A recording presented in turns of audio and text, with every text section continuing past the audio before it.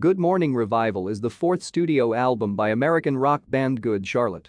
The band began working on new material in early 2005, however, drummer Chris Wilson soon left the band and was replaced by Dean Butterworth. The group took a break to focus on their personal lives before reconvening in early 2006 and eventually reconnecting with producer Don Gilmore.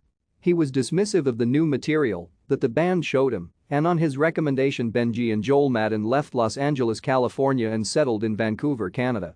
After writing a number of new songs there, the brothers felt they were heading in the right direction. Meeting up every 2 weeks, the band members showed off the songs they were working on. Gilmore was again dismissive, challenging them to write material that was different.